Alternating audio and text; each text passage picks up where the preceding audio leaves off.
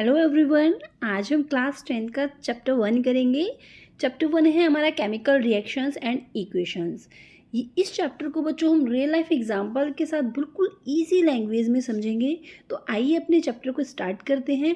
अभी तक आपने मेरे चैनल को सब्सक्राइब नहीं किया है तो सब्सक्राइब करें, लाइक करें। अगर आपको वीडियो हेल्पफुल लगती है तो शेयर करें। इस चैनल पर आपको सभी कंटेंट बिल्कुल सिंपल और इजी लैंग्वेज में प्रोवाइड किया जाता है विद हैंड रिटन नोट्स। तो आइए बच्चों स्टार्ट करते हैं अपना chapter chemical reaction. Chemical reaction बच्चों क्या होता है? अगर आप बेसिकली समझो, किसी भी सब्सटेंस की जब प्रॉपर्टी कंप्लीटली चेंज हो जाए और वो नया सब्सटेंस बन जाए तो उसे ही हम कह सकते हैं कि उसमें केमिकल रिएक्शंस हुई है। तो वही चीज़ यहाँ पे डेफिनेशन में दिखाई हुई है। Whenever a chemical change occur, we can say that chemical reactions take place. हमें जब भी केमिकल चेंज देखने को मिलते हैं तो हम कह सकते हैं कि उसके अंदर क्या हुआ है, केमिकल रिएक्शन हुई है। तो हम एग्जांपल से समझ सकते हैं, food gate digested in our body. जब हमारी बॉडी के अंदर फूड का डाइजेशन होता है या फिर आयरन पर रस्ट लगना, ये सब क्या है, हमें क्या देखने को मिल रहा है, उसकी प्रॉपर्टीज़ बिल्कुल चेंज हो जाती हैं। जो हमने खाना खाया वो ब्रेक डाउन होकर हमें वो एनर्जी मिली तो न्यू सब्सटेंस फॉर्म हुआ। ऐसे ही आयरन के ऊपर जब रस्ट लग जाती है, रस्ट लग जाने से उसके ऊपर एक लेयर फॉर्म हो जाती है, तो वो जो नई चीज़ बनी है वो बिल्कुल उसकी पहली वाली प्रॉपर्टीज से बिल्कुल डिफरेंट होगी। तो इसी को ही बोलते हैं हम केमिकल रिएक्शन। नेक्स्ट आता है हमारा केमिकल इक्वेशन। केमिकल इक्वेशन का मतलब बच्चों क्या होता है? केमिकल इक्वेशन का मतलब होता है जब हम किसी रिएक्शन को शॉर्ट फॉर्म में या सिंबल्स की फॉर्म में हम उसको एक्सप्रेस करते हैं, वही होती है हमारी केमिकल इक्वेशन।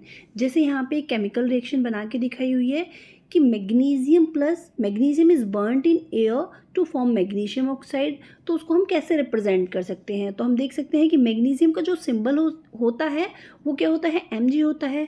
जब उसको बर्न किया गया, कोई भी चीज़ जब बर्न होती है तो वो ऑक्सीजन के साथ रिएक्शन करती है। तो बर्न किया तो ऑक्सीजन के लिए हमने क्या लिख दिया, O2 लिख दिया। तो मैग्नीशियम की रिएक्शन जब ऑक्सीजन के साथ हुई तो क्या बन गया, मैग्नीशियम ऑक्साइड। तो इस चीज़ को हमने सिम्बॉलिकली क्या कर दिया, रिप्रेजेंट कर दिया। तो क्या समझे इससे कि एक chemical reaction can be express symbolically by using chemical equation. Chemical equation की हेल्प से हम क्या करते हैं, सिम्बल्स की हेल्प से उसको रिएक्शन को बनाते हैं। तो ये होता है हमारा केमिकल इक्वेशन। यहाँ से एक इम्पॉर्टेंट पॉइंट निकल के आता है, वो क्या है बच्चों, रिएक्शन हुई है या नहीं हुई है कैसे पता चलेगा? तो हमें उसके अंदर कुछ साइंस देखने को मिलते हैं। जैसे कि कोई भी रिएक्शन अगर होती है तो उसके अंदर हमें उसकी स्टेट चेंज होती हुई दिखाई देती है, या फिर उसका हमें कलर चेंज होता हुआ दिखाई देगा, या फिर उस रिएक्शन के अंदर से हमें क्या दिखाई देगी, गैस निकलती हुई दिखाई देगी, या फिर उसका क्या होगा, टेम्परेचर चेंज होगा। तो बच्चों यही वो साइन है जिससे हम ये पता लगा पाते हैं कि किसी भी चीज़ के अंदर अगर केमिकल रिएक्शन हुई है तो इनसे हम उसको पता लगा पाते हैं। नेक्स्ट इंपॉर्टेंट चीज़ आती है हमारी फिजिकल स्टेट। फिजिकल स्टेट क्या होता है बच्चों?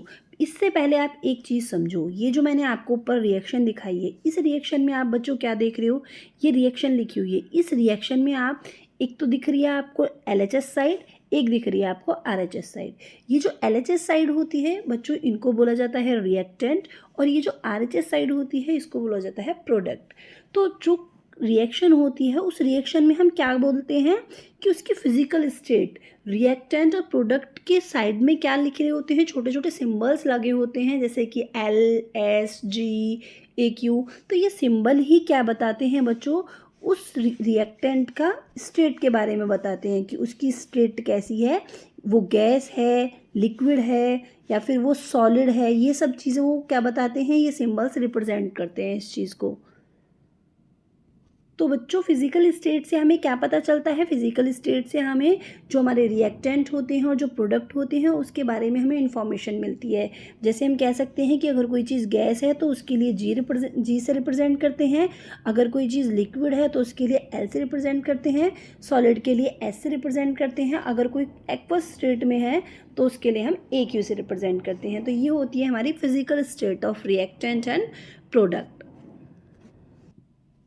अब हमारी एनसीईआरटी की बुक में एक टॉपिक दिया हुआ है बैलेंसिंग इक्वेशन। बच्चों बैलेंसिंग क्यों ज़रूरी है? अब आपके माइंड में क्वेश्चन आना चाहिए कि बैलेंस करना, किसी भी केमिकल इक्वेशन को बैलेंस करना कंपलसरी क्यों होता है, क्या होता है ऐसा? तो बच्चों आप जब कोई रिएक्शन करते हो तो उसमें क्या एटम्स जो रिएक्ट करते हैं क्या वो गायब हो जाते हैं?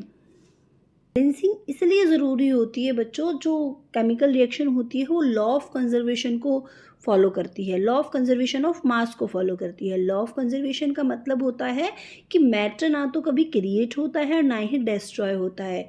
मतलब रिएक्शन के बाद भी टोटल मास हमेशा क्या रहना चाहिए, सेम रहना चाहिए। तो इसीलिए हम किसी भी केमिकल इक्वेशन को क्या करते हैं, बैलेंस करते हैं, ताकि उसके एटम्स दोनों तरफ क्या रहें, सेम रहें, वो कम ज़्यादा ना हो जाएं।